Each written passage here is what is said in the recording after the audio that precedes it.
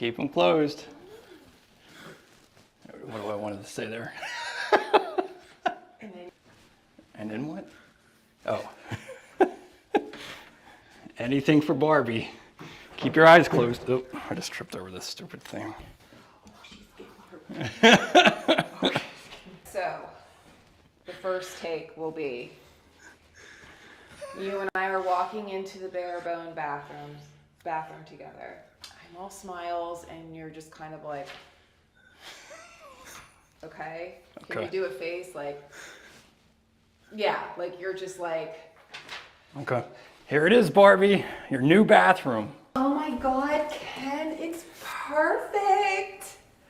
Aren't these wall tiles perfect? The perfect rose to match your beautiful lips.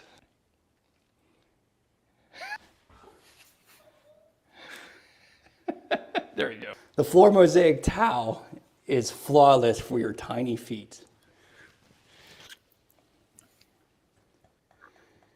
You're deranged. I've installed the perfect lighting to put your makeup on. There you go. This tub is great for bubble baths. And look at all this storage, Barbie. Plenty of room for all your stuff.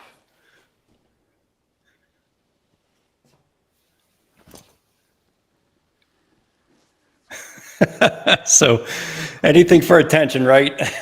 Hey, everybody. Thanks for joining me for a live stream this evening. Hopefully the audio works. I'm using this new Restream service, so hopefully you don't hear too much of an echo. I do need to fix the echo in this place because I'm in my new studio. Really happy to be here in it. And as you can see, I have a couple camera angles. So this is why it's so echoey. So hopefully it doesn't sound that bad on the live stream, but let me know either way. But again, thanks for being here. I'm really excited to show you the reveal of my new bathroom. I've been working on this for the last couple of weeks, or not, I shouldn't say couple of weeks, couple of months on the actual bathroom part. But this is a bathroom that is built above a garage. If anybody of you guys have been following along, I basically built a 24 by 48 foot garage. I put some dormers on it. I don't know if you can see. Let me get my other image up here of the actual bathroom. But we have dormers on either side of the room. And yeah, as you can see, the windows on either side. So this brings a nice big, huge open room that I can be able to demonstrate things and do things to be able to create better content. That's really what this is all about. That's why that wall was completely open back there. It really allows me to get the good camera angles, the footage, and be able to teach and hopefully help you guys out with your projects. So that's really what it's all about. So, and RZ on Facebook's asking me already, is there going to be a door on there? No, it is not. This actually will eventually be ripped out, and we'll be doing a whole nother bathroom once we complete all the shots and everything that we want to go, that we want to finish off in here. So yeah, this is really primarily just demonstrating the installation of these things. This is just a regular 5x9 bathroom. I pretty much made it 5x9 because I feel like majority of people have that size bathroom in their homes. If it's not just the main bathroom, it could be the master bathroom. But 5x9 is probably the smallest bathroom that I would recommend, only just because once you get a tub in there and the spacing to get a decent sized vanity, we're going to get into some of that tonight. Actually, I'm going to show you my course that is basically outlining everything that I'm doing here. That's really going to keep you on track. If you're planning on doing a bathroom renovation, maybe you're not actually doing what I'm doing here, which is building an entirely new bathroom above a garage, but the insight on how to go about installing the bathtub, installing the faucet, and everything else that goes along with this is basically going to be the same that you'll be doing in your own home, only you'll be dealing with some existing, basically the existing stuff that you got to demo and redo. But I got you covered there. Don't worry. I have 9 other courses that go through bathroom renovations. So I have a lot of highlights on demoing bathrooms and then how to go about reconfiguring plumbing and all types of sorts of things like that. But this one really just has opened up and allows me to really showcase everything. It's just so much easier getting the camera angles in here. So, but yeah, let's go ahead and go into my course. I should mention tonight, I did say that we were going to be having a, what do you call it? You're going to be winning a Bucketsaver. So I have one of these Bucketsavers here. This is just a rubber liner I'm not going to give you the old one. You'll be getting a brand new one. But if you put a comment in the chat below, Bucketsaver, then I'll be able to get your name and be able to put it into a raffle, and we'll pick the winner tomorrow, and we'll put it in on a little short reel video. So pay attention to all of my platforms, whether it's Facebook, Instagram, or YouTube. Here I'll have a little short video of the winner. But these Bucketsavers, they're really helpful. I mean, they've made me, now if you guys have watched me, you know that I'm kind of a messy contractor. I'm always focused on what I'm doing and not necessarily about the mess around me. I have thin set on me most of the time. And one thing that I also used to get a lot of, hate from clients, or is not just the dust and the mess, obviously, but having me go out in their yard and clean out my bucket after using it for thin set. And then you would have thin set in the yard. And if you were using it on the street, you'd have like basically a thin set trail of water all over the driveway or something like that. So this Bucketsaver has what really helped me out with that, because I don't have to worry about cleaning out the thin set to save the bucket. Now you might be saying, hey, I could just go ahead and buy a bunch of buckets and throw them all out. But hey, if you're a contractor, you end up throwing hundreds of these things out a year.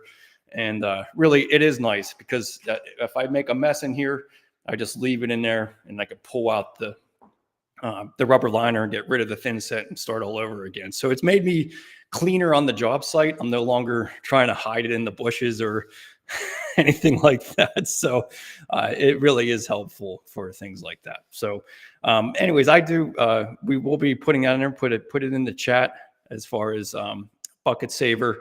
And then also, if you want to just go ahead and buy your own Bucketsaver today, you can get 10% off. I'm not trying to make this like a complete commercial for Bucketsaver, but I have gotten onto their affiliate program. So if you purchase a bucket from there, it helps out my channel as well. But you'll get 10% off if you use the code bathroom remodel. I just left it in the chat of the link. But if you go to bucketsaver.com, you can find that out.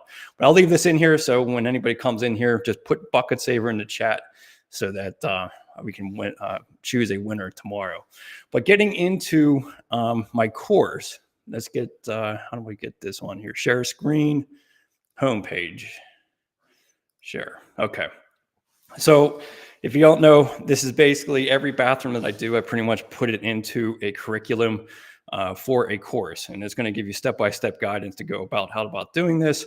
And I always have checklists, guides, and a whole bunch of different things associated with it. Right now I have 10 different courses, all going over various different types of projects. Probably my most popular one is the tile shower bathroom remodel in 7 days or less. I basically highlight the process of how to do it in 7 days. And I do it actually in real time. And if you watch the videos, you'll believe it, because I am completely saturated in sweat, and I'm very focused on trying to get it. So I basically have a great 99-step outline of how to do it in 7 days, and the step-by-step process of how to go about doing that. It can be very easy to get overwhelmed or sidetracked by different issues in a bathroom remodel when you tear everything out. Usually, I mean, the demo process is usually pretty straightforward. Once you get into that, it's like no big deal to start tearing things apart. It's trying to figure out what you need to do after that. Obviously, electrical can be a nightmare. There can be a lot of different things that you might uncover that are a problem with that. Plumbing, obviously, that's probably the biggest pain point most people have. And I go highlight on how to go about reconfiguring things. And I have also links into my other courses, because, bathroom remodeling, not everybody's going to have the same type of bathroom or situation. So I highlight different things in different courses that go over different layouts. So, and especially with the plumbing, I mean, it's definitely back in the day, that was always a different type of configuration that you're dealing with, and you need to make sure that everything's vented properly. You have a new trap, so on and so forth. So anyways, I got 10 of them in here. A lot of them, a couple of them are tub shower combos. I have a tile shower repair course, if in case you had a shower that the tile floor was actually kind of falling apart. That's actually a real tragic story with that one. But I have a tile shower repair course. If you have any type of leakage in an existing shower, you don't have the money to be able to redo everything. I also go into a basement bathroom course. I probably put most of my effort into this basement bathroom course, because it's a brand new bathroom that I put in and a new space in the basement. And it was just, it's incredibly labor intensive to do a basement bathroom. But the square footage and the additional living space that you get out of it is really, really tremendous. Yeah, so anyways, check out all my courses, bathroom remodeling.teachable.com, or just go straight to my website and you'll find it. But what we're going to be talking about this evening is my home office bathroom course. So this is the garage. Like I said, it's 24 by 48. It's a sizable garage. I put a 16-foot garage door on the front of it. And it's really 24 wide with a regular pickup truck. You really don't have a lot of room on either side. So I would say it's more like honestly like a one car garage, unless you went tandem and put a car in front of it. Now, if I had, like a Tesla and a couple small cars, I could be able to fit it in between the 16-foot garage door. But basically, I just have it for my work truck, and that's really about it. And then I have a workspace in front of it. But 24 by 48 was my limit for my township. That was the biggest garage that I could create here on 1 acre. So that's kind of why I went with that. Honestly, it would have been really nice to go 30-foot wide. That would have allowed me to get like maybe an 18 or a 20. Well, actually, yeah, like a 20 or 2 sets of garage doors, or getting like a 20-foot wide garage door. That would allow me to have 2 full-size trucks to be able to pull in there. But, I have my limitations of what I can build here, and that's just how it worked. But I did put an addition on the top, obviously. These were attic trusses that I put above here. And I basically have a 12-foot opening sizable room here. So it's 12-foot wide and in the full length. So it's basically 12 by 24 dormer with windows. Do not underestimate the complexity of actually building a dormer like this, because it can get really expensive and complicated pretty quickly.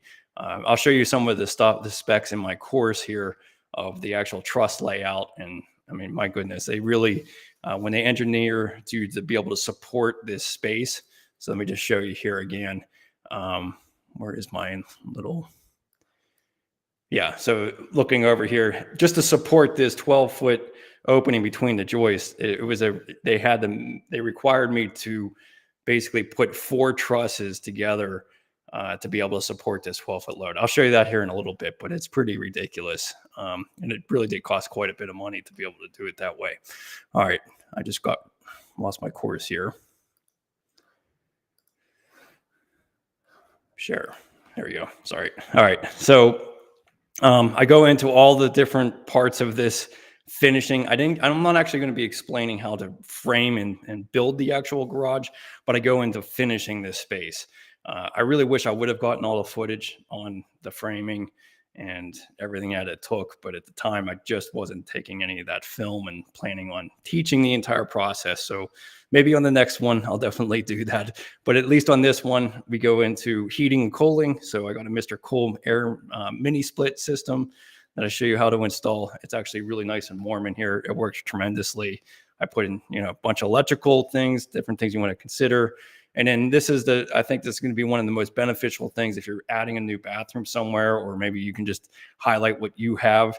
Is I have a lot of bathroom layouts, and I wanted to go with a 5x9 because that's mostly the most common size that most people have. And so I basically have a bunch of different layouts, and then basically minimums that you would want to have for your plumbing fixtures. So the most important is the toilet. You really need to be 15 inches away from the tub and 15 inches away from the vanity. That's minimum. Anything smaller than that, you're kind of really sardined in there. You don't have enough room to actually use it. So keep that in mind. There are minimums to the distances, but I did use and that's why the 5x9 really works out well. If you have a 30-inch tub, you can almost get a 42-inch cabinet. I have 48 here right now in this diagram here. So you can get a pretty large cabinet to do it. Now, I do recommend going 18 inches off center off the toilet. I think that gives you a lot nicer room. So if you went down to, like a 36-inch cabinet, that usually works pretty well. I go into the framing process. I go into all the plumbing. So obviously, you got to run all this plumbing for this bathroom. And it's pretty straightforward. I would say if any of you are going to be building a garage and putting a second story on, it's going to be pretty common the way that I did this. Now, the position of where your plumbing coming into the garage might vary, but really the basics of how I went about this, I think would probably outline how most of you would have to do it, or could do it to simplify things. But basically, yeah, because you're basically on the outside wall is where you bring that 4-inch pipe out of the ground for. So we go into fixture layout, like what I was mentioning, have checklist guides, and then obviously support. Support's the big one. If you have any questions about your own bathroom remodel, or I don't have anything I'm going over, I can either link you to over another course where you have it, because I tell you what, it's actually getting pretty complicated. 10 courses. There's probably, I didn't even count, probably 400, between 400 and 500 tutorials. So, I mean, I do have them outlined into the specific categories. So if you're having problems with, if you need to level out your floor, I have floor leveler, installing a tub, you can find it in there. But, some of this information can get buried pretty quickly. So you can always ask me a question at any one of my tutorials, and I'm more than happy to help you out. I do actually refinish an existing tub in this one. We got an old cast iron tub that we refinished, and I use this epoxy coating, which I really highly recommend if you're planning on trying to refinish a tub.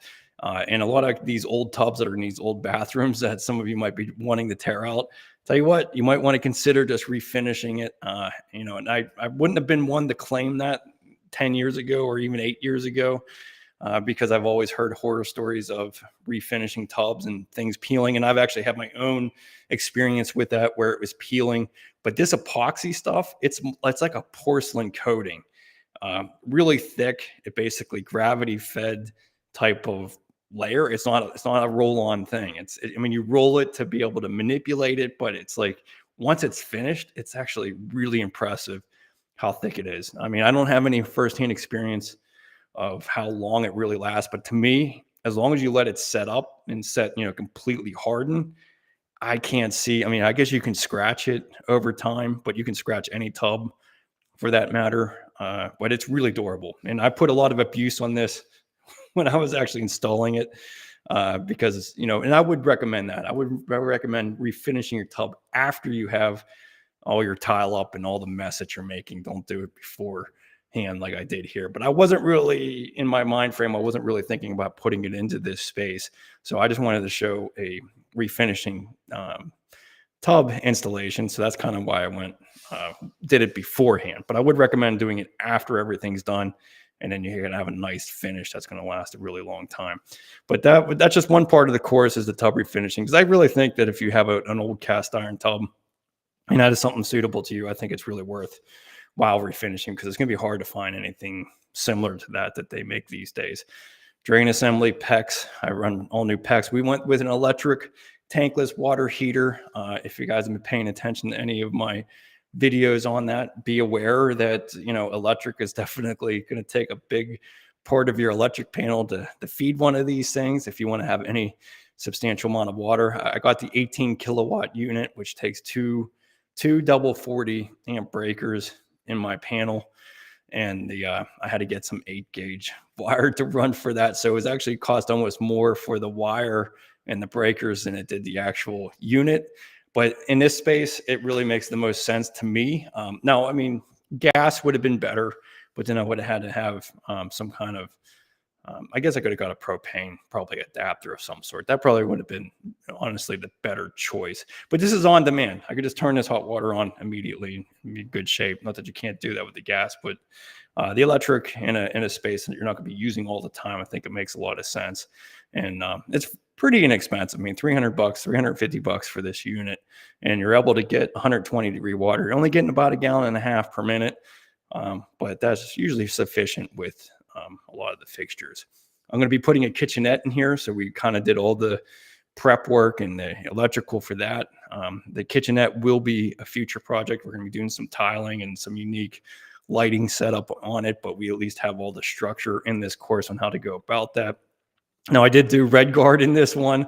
Definitely got a lot of hate online for that, but I wanted to demonstrate one of the most popular types of basically waterproofing out there, and then kind of basically guide you towards getting something better ultimately. I mean, red guard is definitely something that will work. It's just something that's not really that great of a product. It's toxic.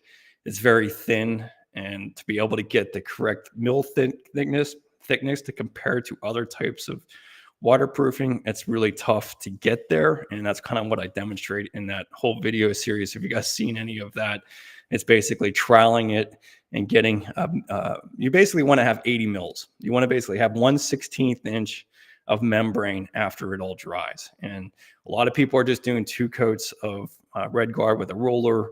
And my argument there is that you're just not getting it thick enough to be able to meet what other better products are. So whether it's Schluter with the sheet membrane, or Hydroban, which is another type of liquid waterproofing, or Ardex 8+9, which is one of my favorites. That stuff is really bulletproof, and it will give you that really thick mill thickness to meet the ANSI standards. So, but we went with regular cement board and red guard. So I demonstrate that, but I also have links to a lot of the easier products like Go board, Hydro Block board.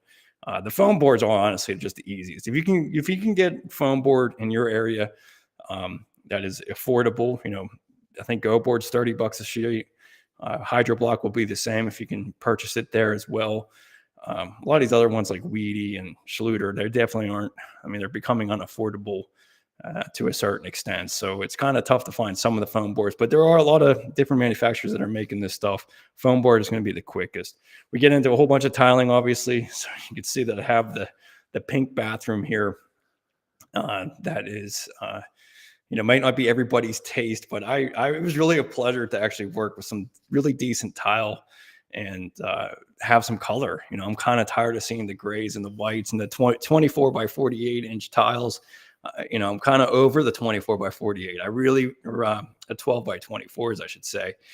I might get into some bigger tiles, and that might make a lot of sense because they definitely have some really interesting flavors that they have on some of these bigger thin panels. But it was nice just to have a different color. Now, pink wouldn't exactly be my first choice, but it was pretty cool to be able to put this together. And then obviously you could see the content that we're having fun with here. So hexagonal tile, that is another interesting thing. It's fun to have a different shape like this. So we went with the hexagonal tile, and I give you some tips on laying it out and having some strategy behind it before you just get started on it. Now, we really did simplify this because we had basically, let me see here. How do I get that on there? Yeah, so as you can see, this is the back room here, but as you can see, all I have is some shelving. I didn't put any recessed niche of any sort behind there, and that really simplifies and makes this installation a lot easier.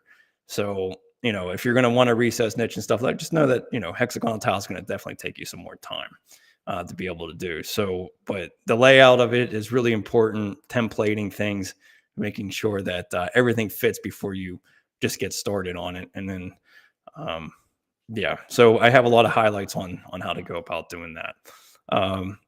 The hexagonal setting. Now, a lot of people think that using these leveling clips for these small tiles is really not worth it. These are actually 8x8s. I keep calling them 6x6s, but they're basically 8x8 hexagonal tiles. They just make sure that you get everything nice and flat. I really have to say that's, to me, it's just having peace of mind that I'm going to be able to make sure and not struggle getting the results that I want. Obviously, if you start out with a really flat wall, it makes everything a lot easier. But the clips, to me, just holds everything in, make sure everything sits the way that I want to. And in the way that I did this wainscoting down here, you can even see in this picture right here, and I have a ledger board so that I can go across the tub and have everything nice and level. It was nice to be able to use the leveling clips to be able to, once I took the ledger board out, to fill all the tile down to the floor. Now, we did go through a lot of leveling clips. There's no doubt about it. I think I bought a case of 500 clips, and I actually had to dig into my reserves on my other system. So I definitely went through a good 600 clips or so, about $130, $150 worth of material to be able to do that. But it really ensured a really nice and flat system. So I'm really, it's definitely worthwhile. So we see a lot of Bucketsaver comments in here. Thanks so much. These comments are definitely helps out, the algorithm to be able to get a lot of these live streams out. Thank you for all who did it. So basically, I'll just get all your names, put it into the Bucketsaver here, and then I'll have one of my kids pick out a name, and then you'll have to contact me so that I can get your information to send it out. So thanks so much for everyone commenting there. Really appreciate it. Let me see. Wow, there's a lot of people in here tonight. Okay, so maybe this giveaway stuff is worth every penny here to do it. I hope everyone, maybe everyone has off too. It's great to see everybody in here. Thanks for joining me. Yeah, great. All right, so let me see here. Where else was I? All right. So yeah, we do Mapei FA. It's basically a high performance grout. This is one of my go-tos. I definitely use this on a lot of my projects. And just because it's affordable, it's only about 30, 40 bucks a bag. And really only use 2 bags in here. So compared to epoxy or any other type of premix, you're basically talking about a third of the cost. But not just the cost. The cost isn't the only reason. The second reason would really be that it has a fine aggregate to it. So it's one of the, it's basically, it's not an unsanded grout, but it's in between like a sanded and an unsanded. It has basically a very fine consistency, a fine aggregate to it. So in my mind, anything that has a real smooth surface to it is going to be easier to clean. So that, and in my experience, when I've used other pre-mix types of grouts and stuff, or even regular sanded grout, you could feel the grittiness. It feels like sandpaper. So anything like that, soap scum, anything that gets, any type of, God forbid, mold of any sort, it loves to grow and attach to rough surfaces like that. And the grout is always going to be the part of any tile installation that is going to require cleaning. Most of the time, the tile itself is pretty impermeable. I mean, unless you use a stone like marble or travertine, you can obviously stain that. But most of the porcelains out there, you're always being able to clean it. It's the grout that ends up being a problem. But I do get into sealing the grout. I really do recommend doing that for a floor like this. This floor has an incredible amount of grout in it. It looks really awesome, but it's also something that you have to be aware that it's going to take some sealing every now and again to make sure that it doesn't get bad. Now, using epoxy probably would have made the most sense for this type of floor just because of how much grout there is. Really, that's really all there is to it. It's a lot of grout in this little bathroom here. So you can see, I mean, it's the old school, what do you call it? They call it a Pink Academy. This is from Marola Tile. So this is, well, that's my logo. I thought I had the logo over here somewhere. But anyways, Marola Tile is basically the distributor of it. There's my little logo on it. But they basically supplied this tile back in the 60s. And I think they, they still do obviously now. And it really is the classic look. I absolutely love the old school look. And some of you are probably thinking, I usually tear that stuff out. But yeah, anyways, that's a lot of grout. And you want to seal this. And if you're going to use a grout like Mapei FA, you're going to want to seal it. I would recommend sealing it every 6 months just to prevent any type of staining. But this would have been the perfect situation to actually do epoxy on. It just probably would have cost you $200 with epoxy grout to do it. And I just didn't have it in my budget. So sealing it is going to be probably, the more sane, I guess over time it becomes, a little bit expensive because you're constantly cleaning it, I guess you could say. But the epoxy would definitely preserve itself the best. So, all right. So then we put in the shelving units. I got some quartz shelves I got from a local granite tile or granite supplier. So I got some templates and I basically brought them what I wanted and it worked out really well. So I'll show you how to go about doing that. I ended up doing that after all the tile was in because we weren't really sure what we wanted to do there. And it was kind of nice to have all the tile in so that we can kind of reference exactly the size and what we wanted to do. A lot of times I'll end up building these and cutting these type of shelves into the tile work as I go. But this method that I went about installing these, which you can check out in the course, definitely made it a really awesome way to go. And then, yeah, so this is the curriculum. It just goes on and on and on. I think I have 86 different tutorials on it. So, I know this is a little bit of a sales pitch on my course, but it really does highlight the entire process of how I went about doing things, including the tub refinish. We did refinish the sink in here as well. With that epoxy coating. I have the tutorial in there as well. Floor tile, the hexagonal tile, grouting, caulking, and then all the miscellaneous things that we're done. So right now it's $99. I'll have a Black Friday sale to jump in with how everybody else has it. So if you want to get, that's the builder's code. Here it is, Black Friday. Just use it's available now too. So Black Friday, put in the code. All of my courses will be available. So, all right, we'll get some comments here. I guess I was just talking for about a half an hour here. So let me get back to my, there we go. All right, there's my bathroom. And yeah, definitely check out the Black Friday sale. So that includes my DIY Geek membership, which actually has all of them in there. But overall, I was really, really happy with this installation. It was really nice to be able to do some hexagonal tile. And we used some PVC trim, which matched the grout. So this is a Schluter Rondeck. And it's the same thickness as the towel. I get that question a lot. People are asking what size Rondeck or what kind of edging should I use on my tile. In this particular situation, I could have went with a 1/2 inch, but I used a 3/8 inch PVC trim that matches the thickness of the tile. I usually do recommend just going with that same thickness, just because if you're going to do a recessed niche of some sort, or have somewhere that, if you have it the same thickness as the tile, then you will always be able to install it properly. If you have it a little too big, then you might come up with problems where it's going to create lippage on the edges. But the PVC trim really, really worked out great. So let me see my comments here. It's kind of nice with this new format on this restream thing that I'm using here. Makes it a little bit easier to be able to see everything. Let me see here. There we go. Okay. So, all right. What shelf in the tub? I have a client that wants a shelf in the tub and the bathroom is finished. Yeah, that's exactly why I wanted to do this one. Because I wanted to show an installation where you're installing it afterwards. And that really, like a lot of people are indecisive. And then, not only that, but I ordered this quartz from a local granite place.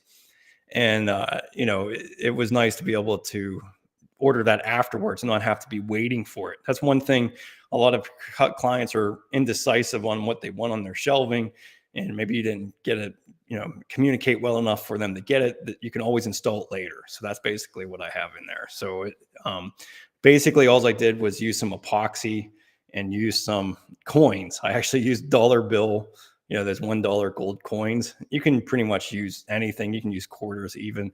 And you basically just epoxy them into the back of the shelf, put that into a grout joint or make a cut into the tile, and then just silicone that all together, and then it kind of holds everything in. Now, it's not going to hold weight. It's not going to be something that you're going to be able to really, sit on or anything like that. I definitely would recommend installing that into the wall if you're going to do that. But now, where did I see how you get this chat into the? There's supposed to be a way I get this chat into the. Oh, there it is, overlay. There you go. Sweet. All right. So there's all the comment. Well, I guess it's going to be all the new comments. Anyways, again, if you guys are just joining me now, use the code Bucketsaver in the chat to win. Tomorrow, I will create a little live stream, or not a live stream, but a little reel where I'm picking out the name for the Bucketsaver. So, and then you guys will have to contact me, and then we'll show the winner on that. So. All right, so we're going back to my chat here. Can you discuss a bit about installing wall sprayers and doing a balance loop? So yeah, Greg, you might have even emailed me about that possibly. And I think you were asking me if you needed to have the ports or the actual hand sprayers installed to be able to make sure it's pressure balanced. And my answer was yes, because if you're trying to, so a pressure loop is basically having basically your incoming water to the shower head sprays. So if you're going to have 3 of them in a row, you basically want to have them evenly distributed within basically it could be a square, it could be, a rectangle. But if you're going to have 3 body sprays, you want to have them all equal to each other, and then having the water supply on the outside ring. And the idea of that is so that when water flows around that ring, it equally pressurizes the actual each sprayer. So if you need to have that back pressure of the sprayer head itself, though, and that's mainly because whatever your volume coming into your shower valve is, because each shower valve has its own cartridge that is limited to so many gallons per minute. Sometimes I guess that could be the manufacturer limiting the amount coming out, but the more expensive a valve is, like the thermostatic valves, you can get to 5 to 6 gallons per minute coming out of the system. But most of them, like the Delta or Moen, or most of the ones that you buy at the box stores, I mean, they're going to be limited to about 2.5, 3 gallons per minute.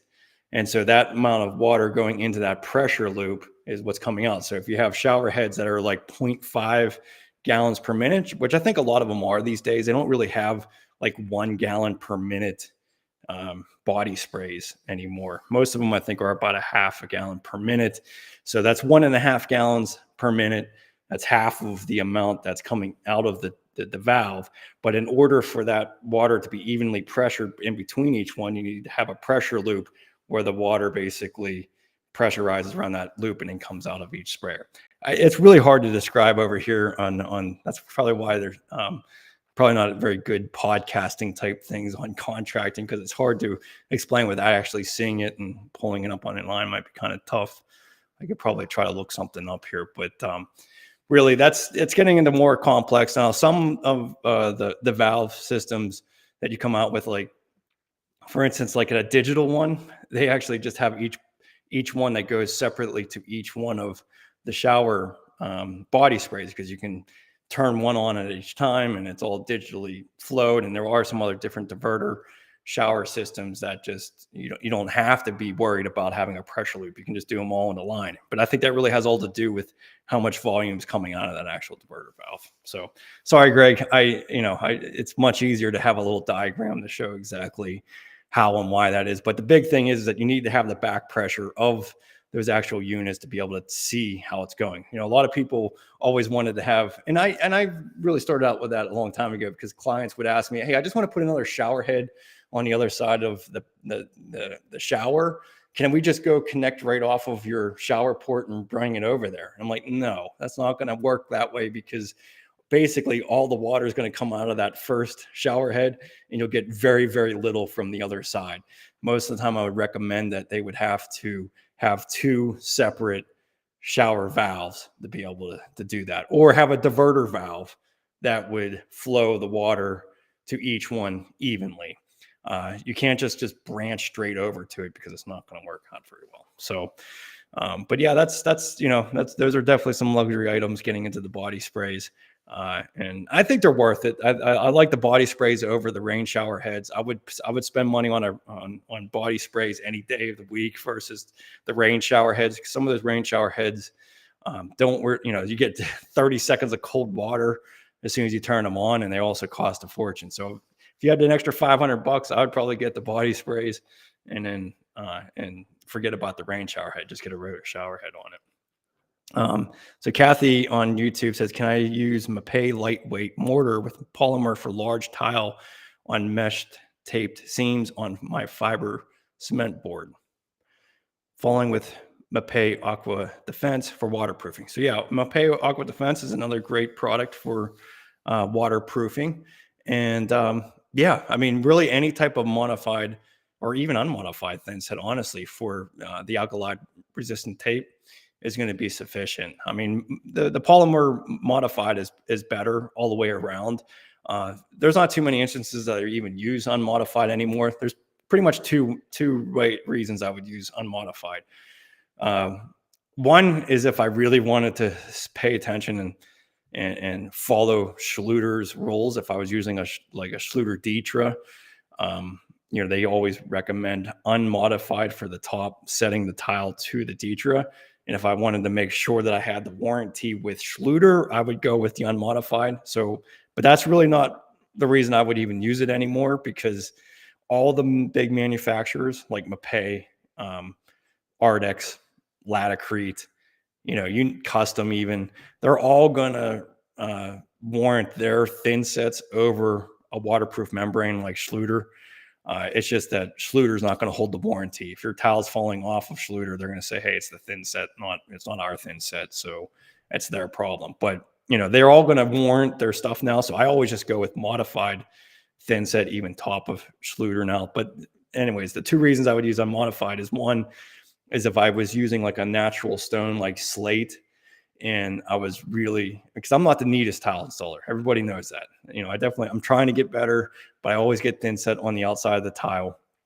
And even if I seal the tile, it sometimes gets on top of there. And then if you have a natural stone like slate, sometimes that'll absorb modified thin set, and you just can't get it out of the surface, especially if it's really a rough type of slate. So I would go with unmodified for that, because unmodified is just going to have less of that latex additive in it, and it's going to be easier to clean the next day. So a sensitive tile, I like to use unmodified, because then I know I can remove it off of whatever surface I was using it for. And then the second reason, what was my second reason? Yeah, I guess that's probably my primary reason I would use unmodified. The second one was just to be able to meet Schluter's standards. So anyways, that long story short, yes, you can definitely use a modified thin set to set that mesh for your concrete board and then do the aqua defense. Now, I will say that when I was doing the red guard on this cement board, I used the mesh, basically the 6-inch wide mesh. Let me get my course up here again. Where is that? So I don't even have it down here anymore. Oh, do I have to take the overlay off of there? Well, anyways, it's basically, I embedded it, the mesh with it's a waterproofing mesh that you can embed with the liquid waterproofing. And that does hog up a lot more waterproofing. So Aqua Defense, you can do the same thing. If you just bought basically the mesh, you can use that as the bonding material to a mesh that will do it. And now it's not the same as the alkali resistant tape. That's a whole different type of thing. So, but anyways, it just takes a lot more out of it. So, what's your favorite thints for large tiles? Ardex X5, no doubt about it. Ardex X5 is really my go-to. It's about $30 a bag, and it has that non-sag quality to it that really makes it.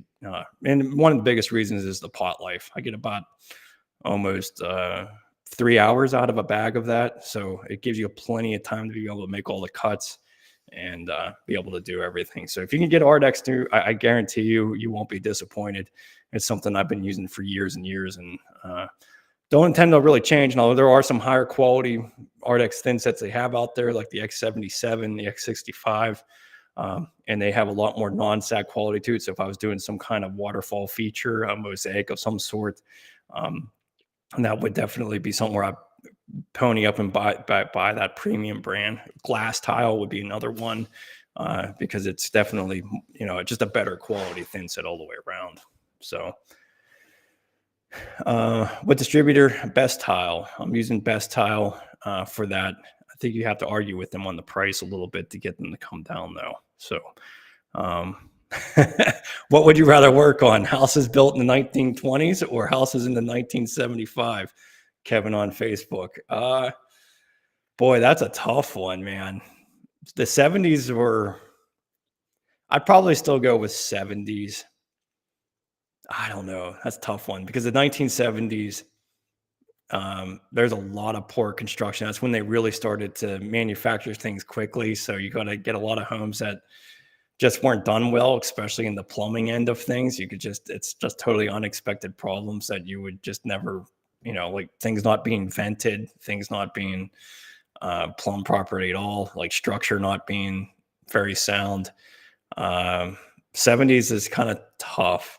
I think almost the 80s are even worse in a lot of ways. I'd much rather work on a 90s home or 2000 and newer. Even though the new ones like 2010 and above, everything has an engineered joist, so you're kind of limited with what you're doing. You're always you can't really modify anything with a truss system. But you do have a lot more depth in the joist bay, which is kind of nice for rerouting plumbing and different things like that. But the 90s were probably really that's when they had the cement board. That's when everybody was just using hardy backer, and they would just tile straight over top of that. And it's not a real terrible thing to remove. Now, granted, all the stuff that I'm doing now these days with the Detra membranes and, and the floor levelers that are really helpful, and all the different systems I'm doing, I would really hate, I'm not looking forward to even tearing this bathroom out. It's going to be absolutely horrible, because you're going to basically have to cut the entire subfloor out and redo the entire subfloor. There's really no preserving any of that. But at least in the 90s, they had regular CDX plywood that most of the time you can get down to that structure and get to it. But 1920s, that's a whole nother can of worms too, man. I mean, you're really starting to get into some of the really thick mortar beds, because that's the way they used to set tile, and that's just a bear. So I would probably go with the 70s. I think I'd have, even though there's a lot of unexpected problems, I know that I would have to, either one, you're going to have to definitely add a little bit to your bid to make sure that you cover the labor costs that it takes to do things. So, but there are some good 70s homes out there that are built. Don't get me wrong. It's just, that's where the production companies started coming in, where each home, it looks the same, but they really did a piss poor job of a lot of the plumbing and a lot of the structure even. So, wow. 4 circuits. And yeah. Okay. So Philly Fixed on YouTube is saying he's doing a master bathroom in 1975 addition to his 1800s home. Holy cow. Yeah. I guess Philadelphia would have some 1800 homes. That's unreal. So it was an addition in 75, and he only had 4 circuits serving the bathroom, 1.5 thick mortar bed. Yeah, that is an absolute bear. And that is one of the things I do have on my courses, is removing one of those. It's really an awful experience, but it's it's just one of those things to get that out. I think a lot of people are caught off guard on how labor intensive that really is. Let me just show you on my course here.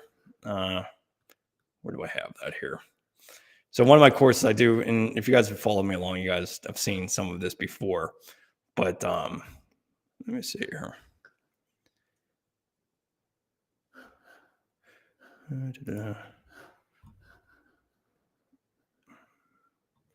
Well, I guess I'm going to have to get out of this to do it.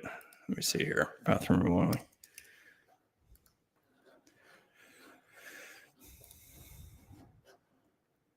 Sorry, I'm getting used to this new system here. Sorry, guys. I should have never canceled out of there. Yeah, so this one. So you gotta go into each one on here.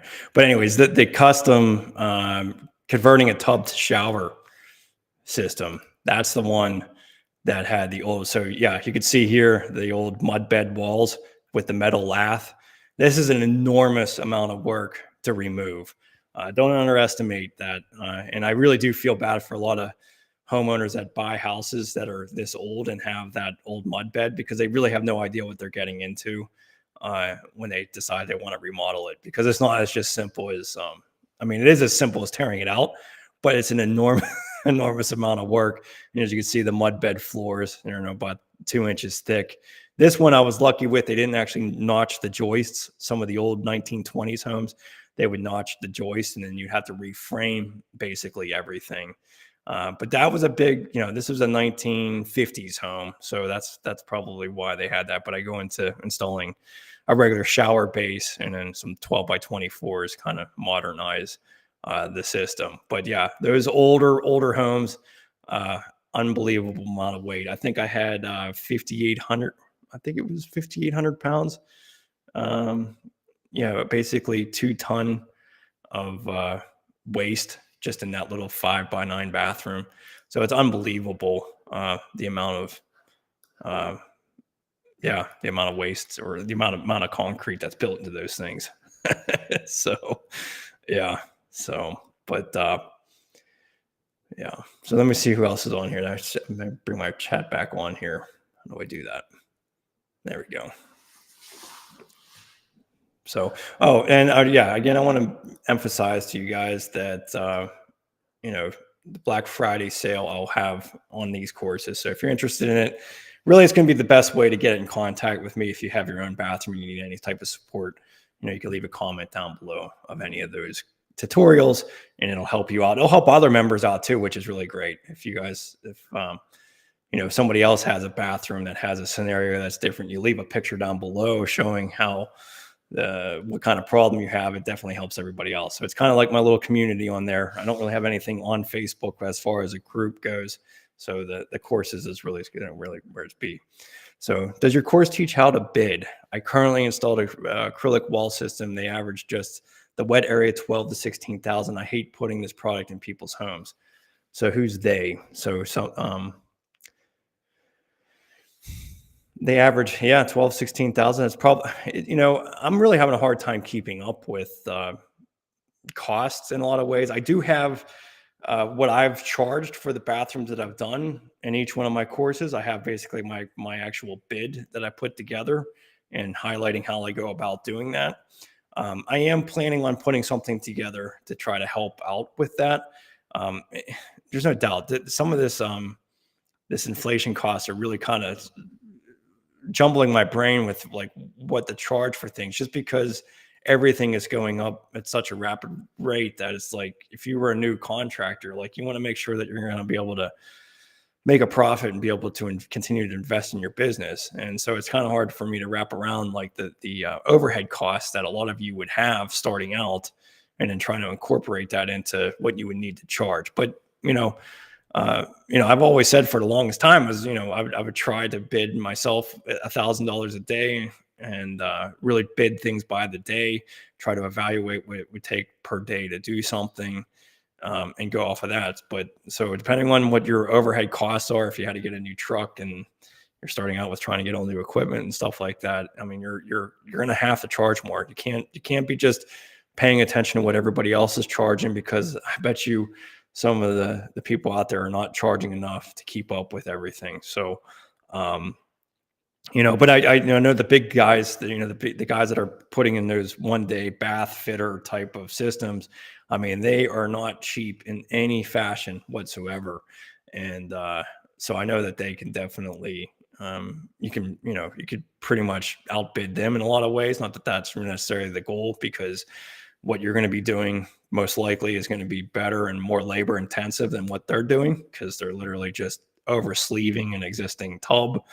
But they also have the patent on the product, and they have a lot of overhead costs to begin with too. So, but I have to get back to you on that. I'm definitely really trying to put something together on that. I'm just a little overwhelmed by trying to think. And the thing is too, is like, you have to evaluate things about your competition too. I mean, this is definitely a great time to get into contracting, because there's just there's so little amount of tradesmen out there to be able to do this stuff. You don't have a lot of competition, and with all the ability to advertise on social media, it's really, like I always said, it's the easiest thing to do is to win the job. It's actually profiting and making sure that you're making money at it. That's the problem. And that's one of my big things. I was talking to Tao Coach on, the last live stream on his channel, is that having overhead like employees and things like that can really drag you down very quickly. And it's not something you can get out of very easily.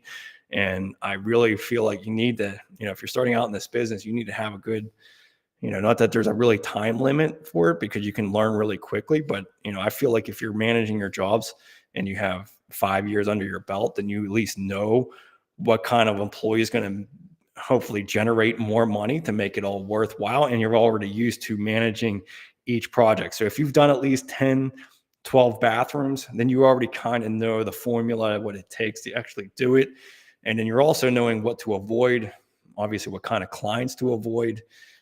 You'll be able to read them very quickly. So I really just feel like you need to have, 12 is the minimum amount of bathrooms. Not that you have to do that many to go out and do business, but before you ever even try to get into a bigger commitment, like hiring people, you need to have at least the organization or the ability to know exactly what it's going to take to get everything done in a timely fashion. Because, really, I think that's, kind of what you're charging by is what the time frame it is to take to do something. So, but these days it's like there is such little competition.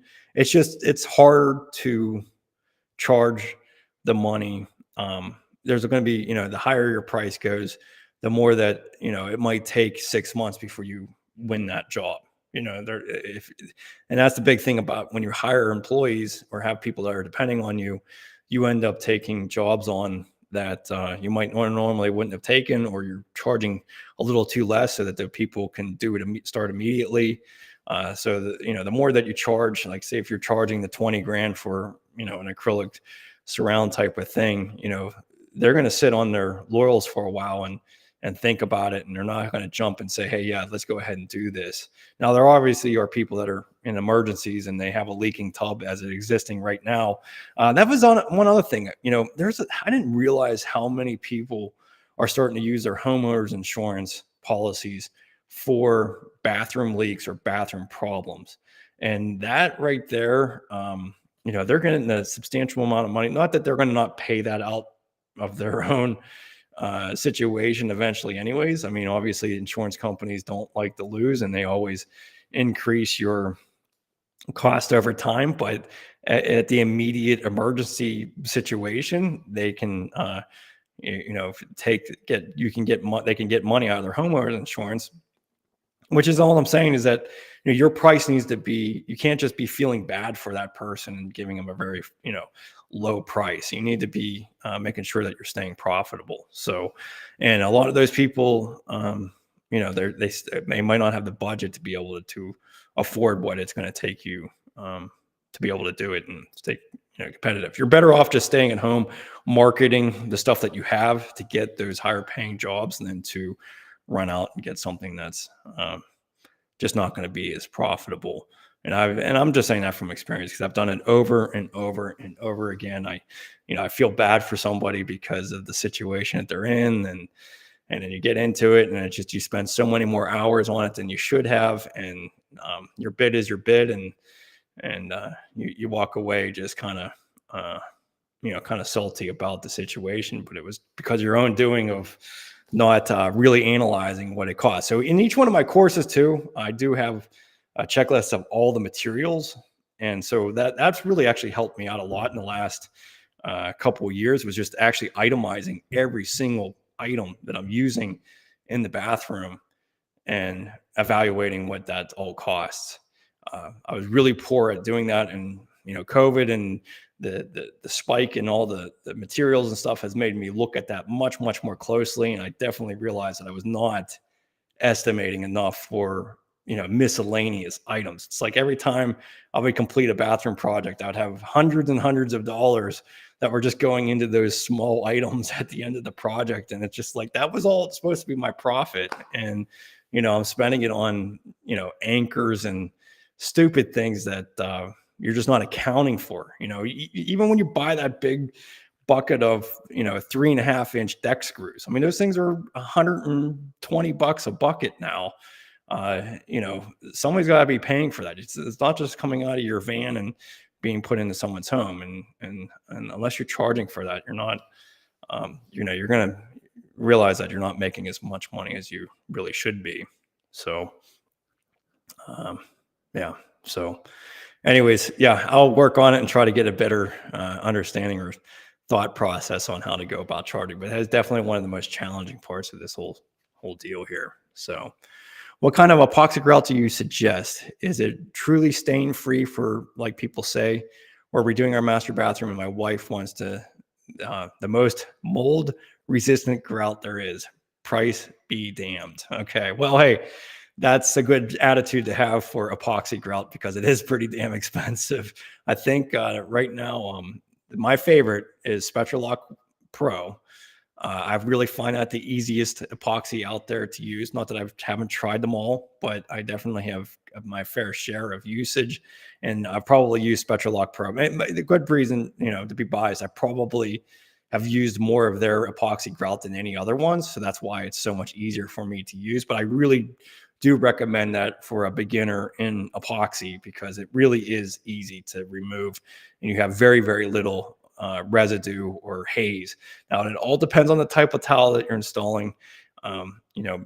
Porcelain towels, for the most part, are probably going to be fairly easy. But if you have a real high sheened type of porcelain, I would recommend putting a grout release on it before doing any type of grout, just to make sure that it doesn't fill in the cavities and create some haze issues for you. So, some of these, mostly they're the cheaper ones that I've come in contact with, like the 12 by 24s that have a very high sheen to them.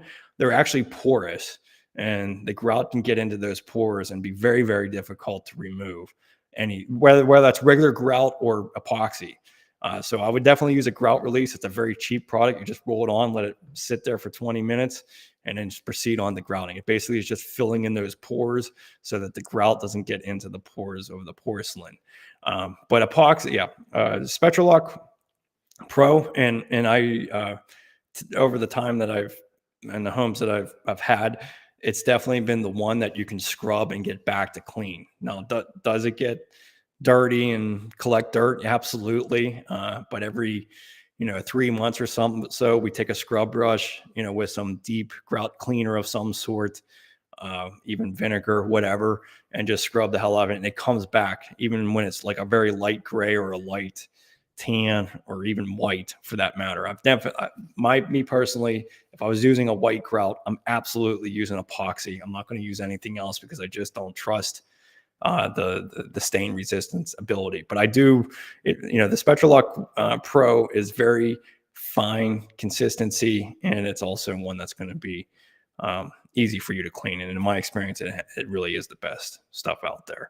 Now, the Pay FA that I did in this particular bathroom, it's just it's basically, you have to mix it. It's a high strength, high performance grout, but it's not going to have the stain resistance that epoxy has. So, Sal DePlazzi had a latticrete wrap on while he installed it, and he wouldn't give Sal a direct answer on the differences of the epoxy you're saying. Because I know they have Spectralock 1, which is the premix, but test of time will be able to tell whether that's going to be as stain resistant as the epoxy. I have it's grittier. I mean, out of all the premixes, I definitely recommend the Spectralock 1. It just is not as fine of a consistency as the regular Spectralock Pro epoxy. The real epoxy deal is a very fine aggregate. It's a little bit more of a thicker aggregate for the Spectralock 1. And so far, I've been very happy with it. I just don't have any personal experience of going back to a job 5 years later and seeing whether it's difficult to, whether anybody's had any difficulty cleaning it. The epoxy, I know 100%. Like, I've gone back, they all look exactly like I just installed them for the most part. I mean, there are some people that don't clean their tile at all or their grout at all, and it does look really poor, but you can still get it back to it. You don't need a steam cleaning service to come out and be able to, get it back to the normal there. So, self-leveling question: can I use in a regular bathroom sealant to fill in the gaps on the subfloor floor? Yeah, I just use a regular acrylic latex caulking. I mean, really anything just to fill that gap. I mean, I wouldn't use silicone necessarily. It doesn't really matter at the end of the day. I mean, especially when you're talking about the edges of the room. But if, the plywood seams, it's not a bad idea to fill. I would still just probably go with acrylic for that. I mean, silicone, nothing bonds the silicone. So that's the only reason I wouldn't use that. Really, I'm starting to get away from all, besides the matching caulking for my corners and stuff in my showers. I really, as far as regular caulking goes for, white, I've been just using a lot of that poly sealant stuff. The poly sealants they're coming out with now are so far superior than the silicone, and anything sticks to it. If I use the polyurethane sealant for filling in the cracks, I know that my floor leveler, is not going to have an issue there. And I know that if I thin set it over it, it's not going to have an issue because it's going to bond to it. Now, silicone, you just have problems all the way along. But really, it's not really that huge of a big deal, especially when you prime everything. So, yeah. But self-leveler is definitely a way to go. I mean, I've started to get away from the uncoupling membranes like Ditra and stuff, and I've been just using floor leveler. straight up. A lot of times it's nice to be able to use that just to have your heated flooring underneath there. Just use a loose cable, floor level over it, but having that nice flat surface and then having a nice level floor, it's really the way to go. So, and then if you want to waterproof it, then you can use Red Guard, or you can use a liquid membrane, or you can just go ahead and go do the uncoupling membrane over top of the self leveler. But by then you're starting to get, a pretty thick floor. But the floor leveler, I think it's just most of the time from here on out, I'm just using floor leveler for pretty much every one of my bathrooms. It's just the easiest way to go, especially when you're doing mosaics and things like this. So, but all right, well, I will definitely have a answer for you guys tomorrow on who the winner is. I hope everyone has a great Thanksgiving. And I'm sorry if I didn't get everybody's comments here. I know that there was a lot of comments in here. I probably missed some. So thanks for some of you guys who kind of readdressed their question, because there is a lot on here. When you use floor leveler, do you have to use mesh? No, there's not really, no. Most floor levelers are only going to be able to be poured at 1.25 inch top thickness. But yeah, there's no mesh. You just need to have a gap in between all of your walls. That's why I use the foam, basically the sill foam along the edges of my wall. And that kind of provides that little expansion and contraction joint between the wall and the floor leveler. Now, if you're only doing like a 1/4 inch layer over your entire floor, I wouldn't really even worry about it. But you do need to seal it. You do need to caulk, the corners of your wall, or it's going to seep underneath in there and cause problems. So what do you use to prevent cracking? Prevent cracking, you could do the liquid waterproofing. Those are isolation membranes.